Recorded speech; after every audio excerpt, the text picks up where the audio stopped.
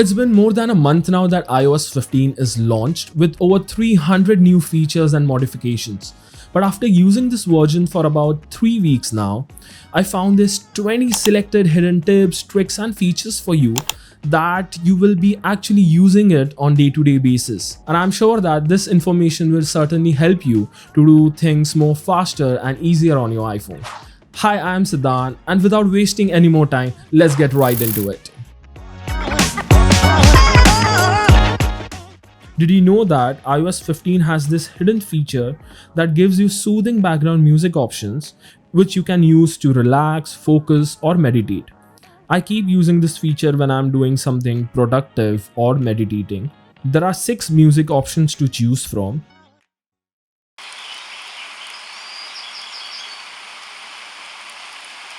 If you can't see this icon in your control center, then you can go to settings, then click on control center and select hearing and you are good to go.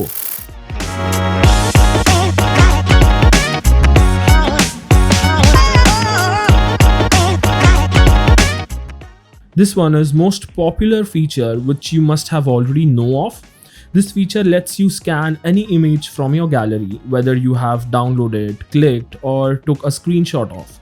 But did you know that you can just open your camera app, frame any document or text for a few seconds and you will get this icon on the lower right corner, and from here you can easily copy the text without actually clicking the photo.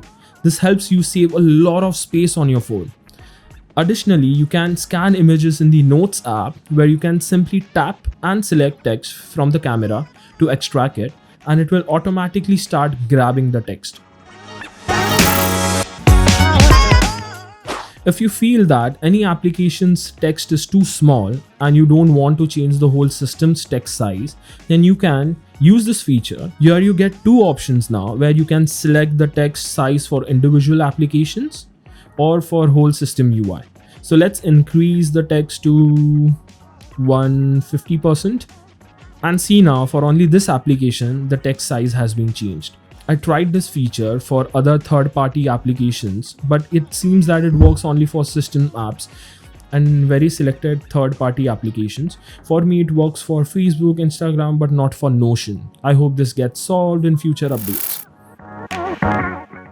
We all love that easy way to zoom in and out, whether it's on Instagram or Snapchat, by simply tapping, holding and swiping up. Now we have this feature in the inbuilt camera app too.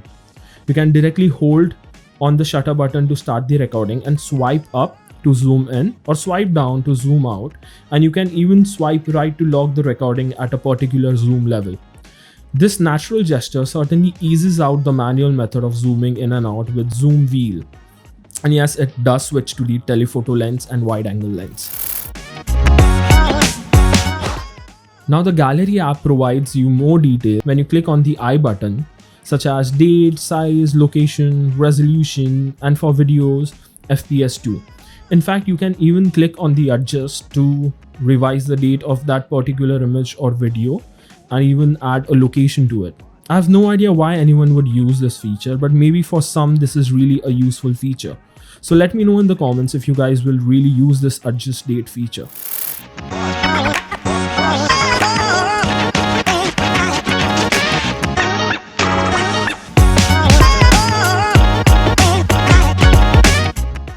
For a very long time, iOS has had this amazing feature of live photos where it grabs about 1 to 2 seconds of the scene while clicking a photo and you can press and hold to play that live image. But did you know that you can easily convert these live photos into videos? Simply select the live image which you want to convert, click on the share and then click on save as video option. And there you go. You now have the live photo in MP4 format. So this one is a really awesome feature where you can drag and drop things from one application to other. Let's say if we search inspirational quotes in Safari, and let's say if we like this one, then we can just press and hold and drag down and then add 2 more, then swipe for home screen and paste it here in Photos application. The photos are in low quality, but it does the work.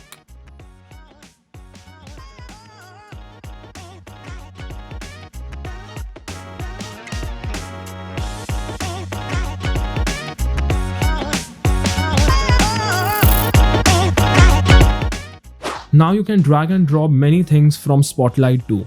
Let's say I want to add an app to my home screen, but in the previous version, I had to search in the app drawer and then add to that home screen. But now I can simply swipe down to search Prime Video and then drag that to the page of my choice. And not just apps, but you can even drag images or files from the Spotlight and drop them to another app like iMessages.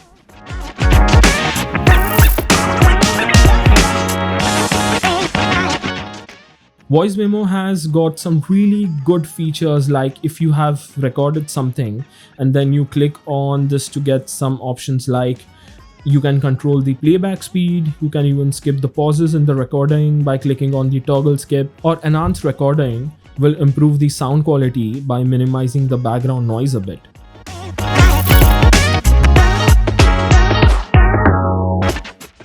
The feature I really craved was to rearrange home screens. A very basic feature I know, but it was not available in iOS 14. It was quite annoying because to personalize, I had to drag all the apps to the first page, but now I can just drag the whole page as page 1. If you are liking this video so far, please hit that like and subscribe button because it will really boost my motivation. Now getting back to the next feature. This feature appears to be small but is very important. Now Siri can also work if you are not connected to internet. This means that Siri can now also process things faster and offer better performance. Basic commands will work like open calculator, set a timer for 15 minutes. You can also control system settings and it certainly feels fast.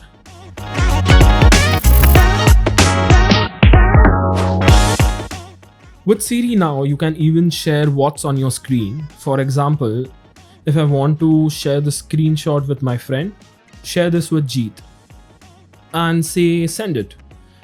It is that simple now.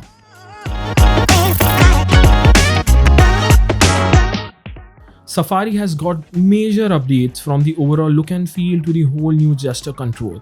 So to start with, you can just swipe up on this URL bar to see all the apps that are opened. You can swipe left to switch apps and you can swipe right on the last app to create new tab.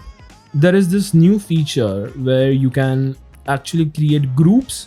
For example, I want to create a group for my podcast research. So yeah, and here you can add whatever websites you want to add. FaceTime allows you to share a link with your Android user friends. Click on create a link and then share it with anyone you want via WhatsApp or email them or message them. And the Android user will simply click on that link and they can just join the video call.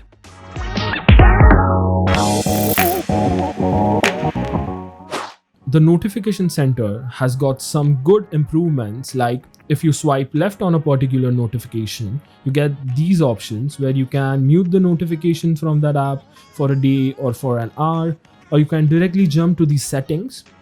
These are really useful because many a times I don't want to put my phone in do not disturb mode, but just mute certain notifications for a period of time.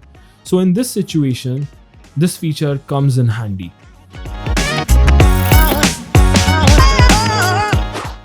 In iOS 14, to edit an alarm, you had to tap on edit and then tap here to go to the edit page. But in iOS 15, it is much more easier. Now you can directly tap on any of the alarm and you will straight land to the edit page.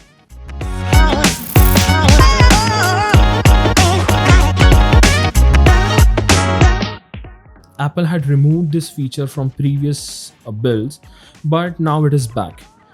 Whenever you are trying to select a text or move the cursor around, the magnifier pops up, which lets you select the section or move around more precisely.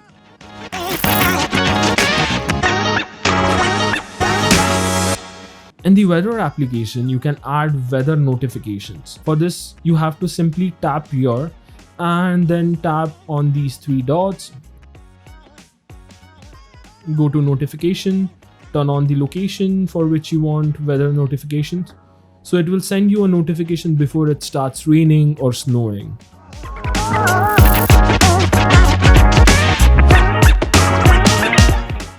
In the Apple Maps, there is this new super cool feature currently only available in few cities like LA, San Francisco. So if you zoom right in and swipe up with 2 fingers or click on the 3D button, you will get this new 3D look of the map, which is pretty dope. You can even rotate it to a particular angle.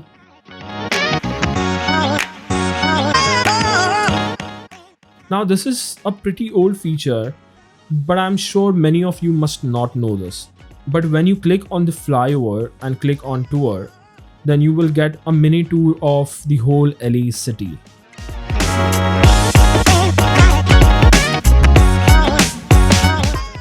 Isn't this amazing? So these were the 20 tips, tricks and features for you that I feel people will actually use it and will make a difference in the user experience. So do let me know in the comments which feature is game changer for you and which one is your favorite. Until then, take care, keep exploring, keep expressing.